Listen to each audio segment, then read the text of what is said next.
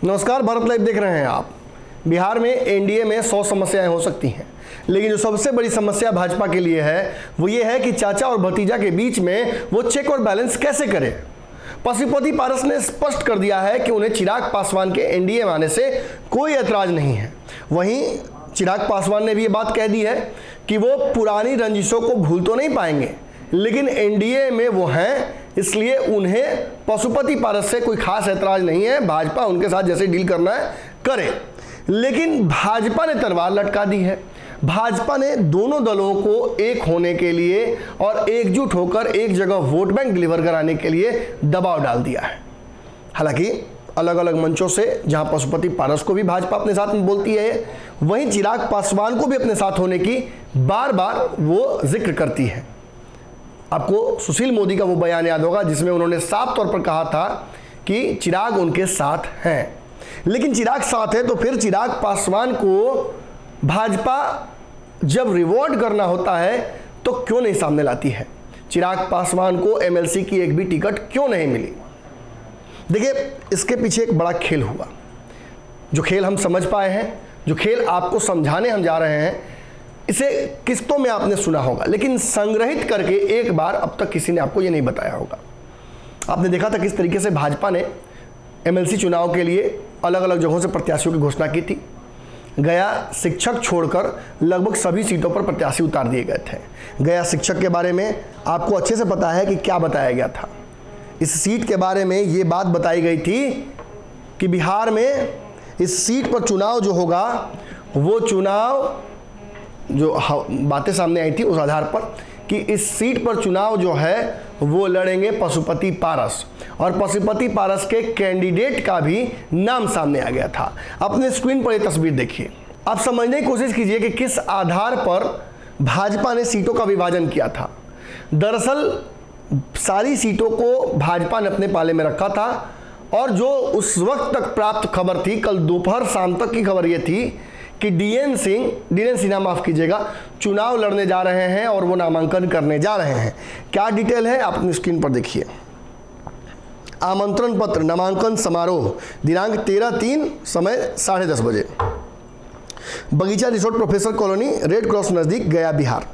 शहर सूचित करना है कि मैं 2 गया शिक्षक निर्वाचन क्षेत्र से एनडीए समर्थित रालोजपा के एमएलसी प्रत्याशी के रूप में दिनांक 13/3 सोमवार को नामांकन करूंगा।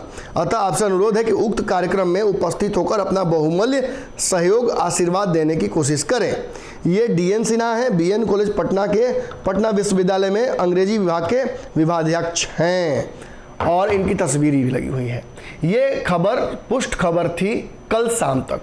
खबर ये भी थी कि जो भाजपा के प्रत्याशी जीवन कुमार हैं, जिनको कल शाम में इनका टिकट काट कर दिया गया, वो विभिन्न पार्टियों में भी अपना रास्ता खोज रहे थे कि कहां से मिल सकता है, और पार्टियों से चिराग पासवान की पार्टी से मिलेगा या फिर जो मुकेश सहनी की पार्टी से मिलेगा। वो प्रयास कर रहे थे, लेकिन एकाएक इनका टिकट काटकर भाजपा ने जीवन कुमार को वो सीट दे दी, गया शिक्षक वाली। अब उसका जो लेटर है वो आप देख लीजिए। ये दोनों खबरें सबसे पहले भारत लाइव ने आपको बताई। अब आप समझ रहे होंगे कि आखिर जब सीट दे दी गई थी चचा को, तो फिर ये सीट ली क्यों गई, किन परिस्थितियों में ऐसा हुआ। आज तड़के पशुपति पारस ने स्पष्ट कर दिया है कि उन्हें एक भी सीट में इंटरेस्ट नहीं था। वे भाजपा को सपोर्ट करने और एनडीए के प्रत्याशियों के पक्ष में वोट मांगने के लिए जाएंगे। लेकिन जब इस सीट की घोषणा हुई थी और इसे पशुपति पारस के पक्ष में बताया गया था और ये तस्वीर सार्वजनिक हुई थी, तब हमने चिराग पासवान से जानने की कोशिश की थी कि आपकी पार्टी का स्टैंड क्या है। पिछली बार एमएलसी में सीटें नहीं मिली थी तो आप विरोध किए थे, क्या इस बार भी आप प्रत्याशी उतारने जा रहे हैं? तो इस पर उनके प्रवक्ता विनीत सिंह ने कहा था कि हम प्रत्याशी उतारेंगे, अगर ऐसा है तो हम प्रत्याशी उतारने जा रहे हैं और चचा के खिलाफ हमारा प्रत्याशी उतरेगा। इस बीच एकाएक खबर आती है हमारे खबर चलने के एकदम 2 घंटे बाद कि जीवन कुमार का टिकट जो है वो कंफर्म हो गया है और इनका टिकट काट दिया गया है। अब इससे ज़्यादा मुझे समझाने की जरूरत नहीं है, लेकिन फिर भी मैं कुछ दर्शकों को समझा देता हूं कि एग्जैक्टली हुआ क्या। दरअसल चिराग पासवान के दावा करते ही प्रवक्ता के कि हम चुनाव लड़ने जा रहे हैं इस सीट पर, हम प्रत्याशी उतारेंगे एनडीए के खिलाफ, इस पर भाजपा तथाकथित रूप से बैकफुट पर चली जाती है और वो चेक एंड बैलेंस करने की फिर से कोशिश करती है।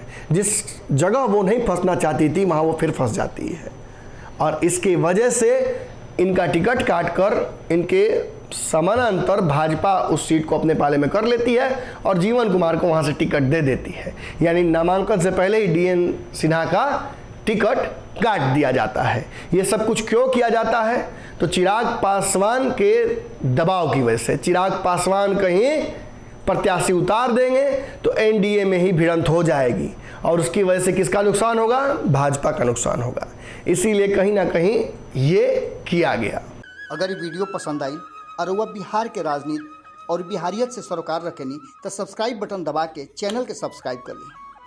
ओजे एगो घंटी बा, ओकरा बटन दबा देला से कुल सटीक और मारक खबर रुआ मुफ्त में मिल जाई। अगर रुआ पत्रकारिता के हमनी के नया प्रयोग में सहयोग कर चाहतानी तो ज्वाइन बटन दबा दी।